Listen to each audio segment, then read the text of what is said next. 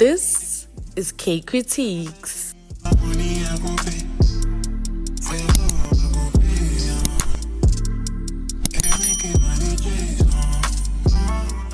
Hello everybody and welcome to the K-Maps channel, and we are back with another episode of Kay Kritiques where we discuss all things South African television, and today we are discussing Spinners episode 2 and 3. We have a lot of new characters, a lot of story development, so let us get straight into it.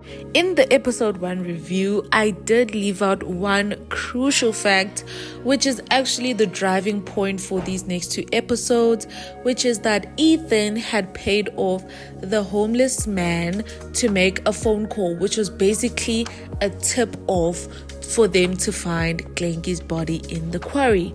Okay, so I think it also has to just do with the resentment. He doesn't like what they're doing. He doesn't like that they killed Glenky. And I kind of called it. I knew that he was going to turn on them at some point. I just didn't think that it would happen in the first episode. But anyways, they found the car, and we have our new characters who are Detective Nazeem Abrahams and Detective Phumeza, who is played by Katlego Lebogang. I love her very much, so shout out to her. They are the detectives who are going to be hitting this case. Detective Nazeem Abrahams is actually retiring from the force. He's like, I'm tired of doing this. I've been doing this for years. I just want my family to be happy. I want to be safer. I'm going to be working less hours with the new gig that I'm going to be getting as a bodyguard. And Phumeza is going to be taking over his place. So she's just getting the lay of the land. And this is her first case in the department. So obviously now that they found Glenky's body, it's now a homicide investigation. Now they're trying to find who actually unalived Glenky, right? So forensic discovers that he had 2 gunshot wounds. One was in the stomach and the other one in the head. And it was also discovered that they were made from 2 different guns, and they were made at least an hour and a half apart. So Glenky was alive for 1.5 hours before Damien actually shot him, which is even more sad. Like, that detail made me a bit sad. They tracked the car that was used for this homicide, and they actually find out that it was reported for hijacking a couple of months ago. And when they go to investigate and talk to the owner of the car, he actually describes, or the one who held me at gunpoint actually had a tattoo of Popeye, the character, the cartoon character, the one who eats spinach and stuff. So he had a tattoo like that on his forearm, and the person that they have on their records is actually Tony. So now Tony is implicated, and they go and have him arrested. Obviously Damien's like, we're gonna sort this out, you're gonna get out, don't worry, they're arresting you for nothing, right? On this other hand, like we all called it, because obviously the title is Spinners, our main character Ethan is now interested in spinning. He wants to get involved. So Shane actually invites him out to go and watch that other guy. I forgot his name, but I don't think he's relevant at this point. But I think his name starts with an R. It's either Ronnie or Reginald or something, but I don't remember. But I think it's Ronnie. So Ronnie is actually now the driver of Shane's team, and they're busy practicing, and they actually get held up by a security guard who's like, you're not allowed to spin here unless it's on weekends, and holds them captive, or holds Trevor captive actually, because he was busy with something else. I think this was a bit of just comedic relief. I think Trevor is gonna be our comedic relief going forward, but it felt kind of, I don't want to say this because I don't want to bash anybody, but I think the humor in this show, as much as it's a heavy show that has a lot of violence, a lot of killing, a lot of blood, gore, the humor doesn't land for me sometimes. And I mean, they're high school kids, so to them it's funny, but Trevor will fart, and then that'll be, is it supposed to be funny that he farted? Or when he went into while they were busy spinning, he went off into the bushes to go and take a number 2 because he had a runny stomach because of the curry he ate the previous day. And I'm like, oh, I guess this is supposed to be funny, but it wasn't funny to me. It just didn't land for me.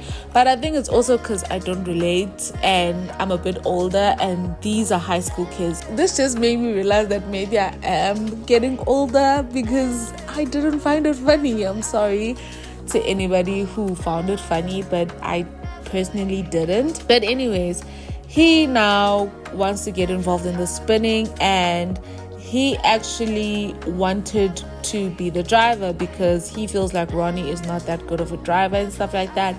They go to Ronnie's party. Ronnie was hosting a party. They get there.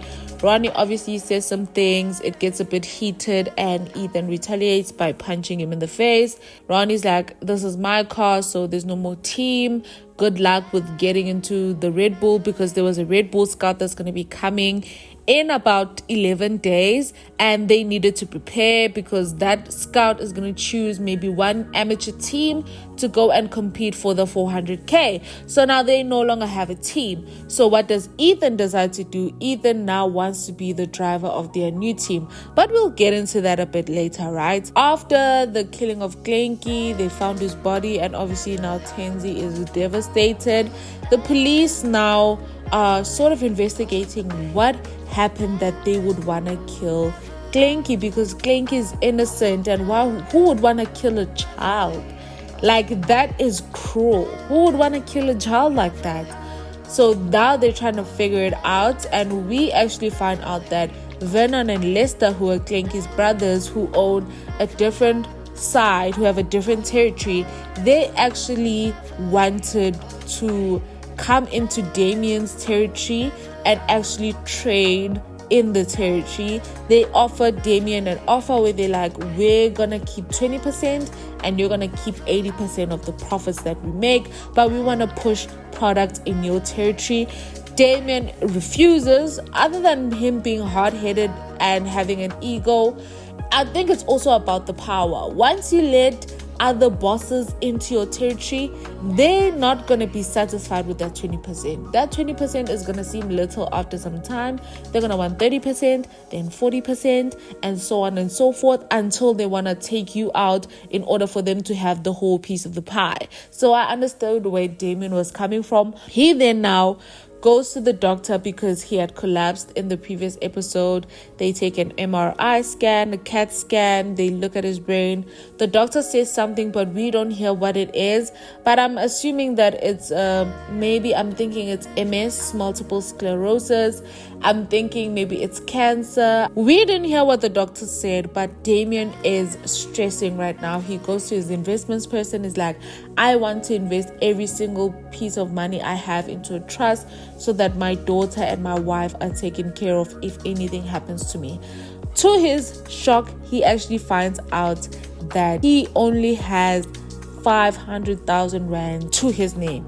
And he's like, but I had 2 million just a couple of years ago. And then the person is like, no, but when they moved the army, when they moved Sandaf into here, you couldn't operate, but you still had to pay people. You had to be paying people for years, even though you weren't moving any product around.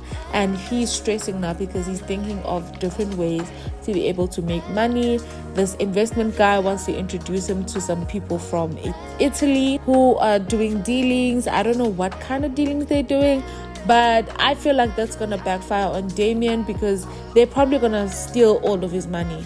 They're probably going to ask him to invest this money and do this and do that. We also learn now more about Kayla's history. She went to a program where they keep you accountable. I think it's like an AA meeting where we actually discover more about her history and how she started using.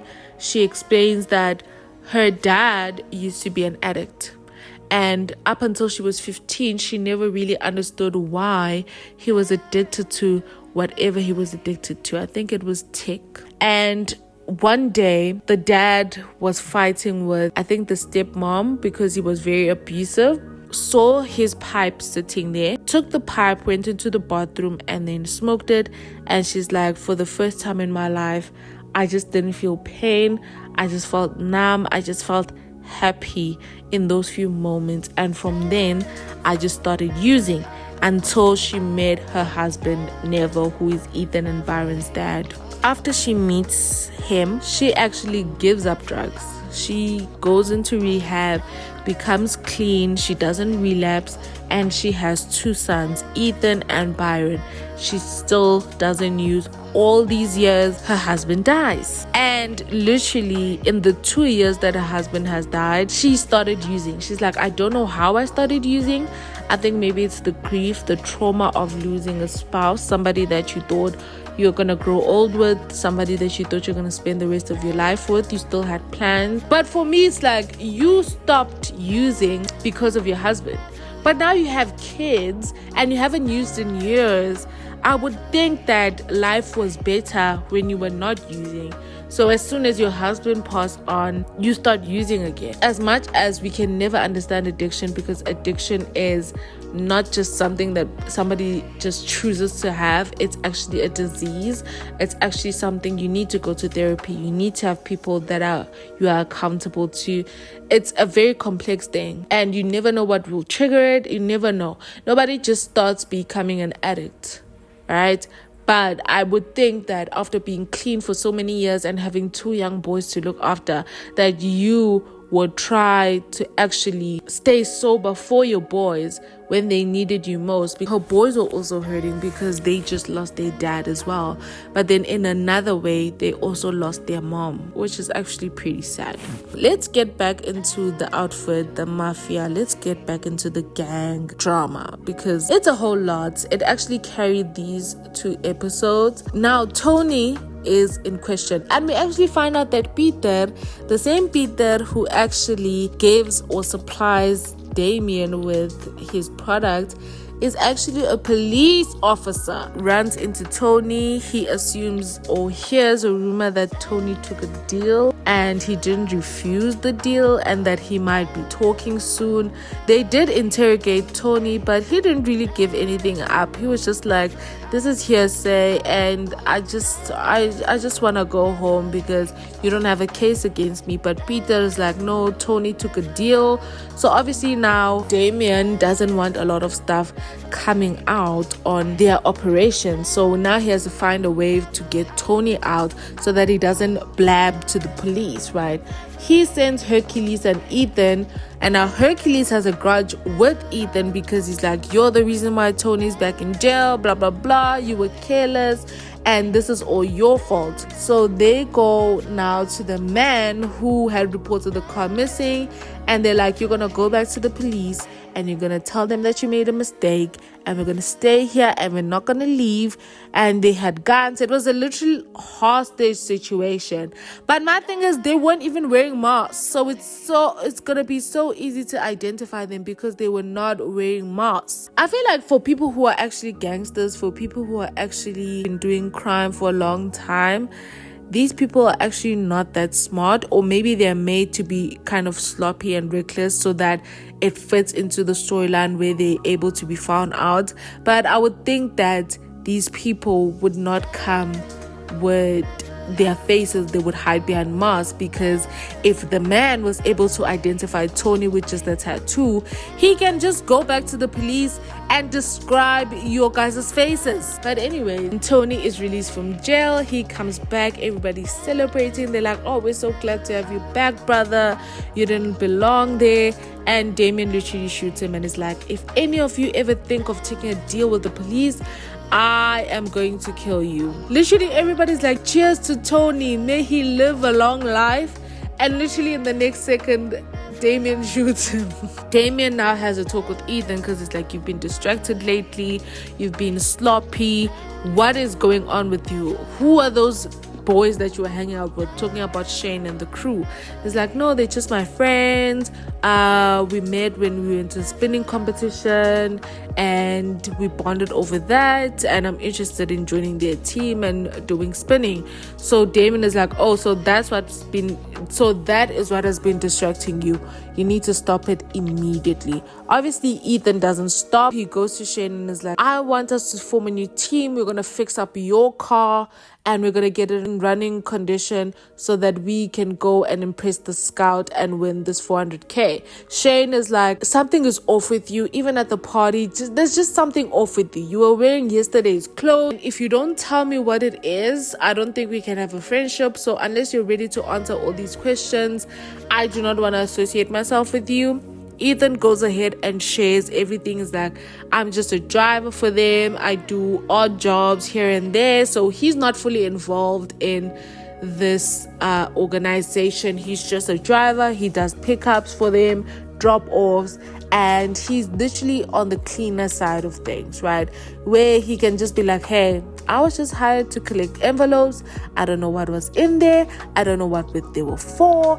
And I was just a driver, you know. So Ethan actually tells Shane everything, and Shane is like, okay, I'm not gonna tell anybody else, but nobody needs to find out, but I just want to know, are we in danger of anything? Because I don't want to be involved in this gang stuff, right? And Ethan's like, no, don't worry, it's not gonna affect you at all. I'll make sure of it. Nobody's gonna hurt you, right? And then they go to this garage, the scrapyard, where they're looking for an engine for the car. They get there, the guy charges them 16k. They manage to hackle it down to 12k. Shane is like, there's no way, we don't have 12k, we're just high school kids. So what we're gonna do is we are going to steal it. They go and they steal it. Obviously Shane's dad catches them, and Shane's dad is actually skeptical of Ethan, and I think he sees some of himself in Ethan, because he did tell Ethan, he's like, I went down on the wrong path. My ways changed when I got Shane. So Ethan, I want to make sure that you're not going to put my world in danger. He's like, sir, I'm trying to do the right thing. I'm trying to stay on the clean part, the good part. Now they're having a discussion on how they're going to split this 8k. Shane's dad actually managed to haggle it down to 8k. So now, because there's 4 of them, each of them has to pay 2,000 rands. Shane has 1.5. Ethan has 2,000 rand, and he decides that he's gonna pay for the other guys. How is he gonna pay for this 2k? He decides that during the pickups for the money, he's going to steal from Damien. I could not believe this. I'm like, Ethan, I thought you're smart, but this is beyond foolish. Like, this is just plain stupid. But he's like, bruh, you have to pay me back by next week Thursday, because I think next week Thursday is the next pickup. During the next pickup, the guy calls him, is like, Ish, my boss didn't pay me, I don't have the money to pay you. So then he goes and robs the supermarkets to replace the money. He actually succeeds in robbing the supermarket, but then when he's doing the pickups, which I feel like, why did the writers make Ethan so dumb in the last 2 seconds of this episode? Because when he stole the money, he did it in a discreet place, in a quiet environment when no one was around. But when he's putting the money back, he does it in front of the people that he just took the envelope from, and they're like, hey, what are you doing? You're not supposed to mess with the count, you're not supposed to open the envelope. And then that guy calls Hercules. As he's talking to Hercules, actually there's people who come shooting at them, which I assume is going to be Vernon and Lester's people, who shoot at them and they kill everybody except Ethan. And that is how episode 3 ended. Another thing that I would like to note is that the mom, while she was attending AA meetings, she runs into this other guy. Her and the guy actually have some history. Looks like maybe they were dating as well. So it's going to be very tricky, and I really do hope that she doesn't relapse, because these kids are going to need her now more than ever. At the rate that Ethan is going, he's going to end up in jail. And the police had actually asked him to snitch on Damien, and he just pretended not to know anything, even though they kind of sort of figured out that he was the one who tipped off the police. But yeah, guys, that is Spinners season 1 episode 2 and 3. I really did enjoy these episodes. I feel like it's so fast paced. As the story is developing, we're also getting to know them and we're also rooting for them. I am rooting for Ethan Shame. I really do hope that things work out for him. But I'm also wondering how the writers are going to make it so that Damien doesn't unalive him for what he just did. I think because Ethan's dad used to work for Damien, he sort of has a soft spot for him. And Ethan is also still just a boy. And if the money's there, like all the money's there, I don't think that he will be accused of anything. And since the other guys are now all dead, there's nobody who's gonna be a witness. Maybe they're just gonna rough him up a bit. I don't have any predictions. With series, I usually have certain predictions of how things are gonna go. But this time I don't, because I genuinely don't know how things are gonna go. But yeah, guys, I hope you all enjoyed this episode of Kay Kritiques. Please do make sure that you share your thoughts in the comment section down below. Like this video, hit the notification bell, and I will see you guys in the next one.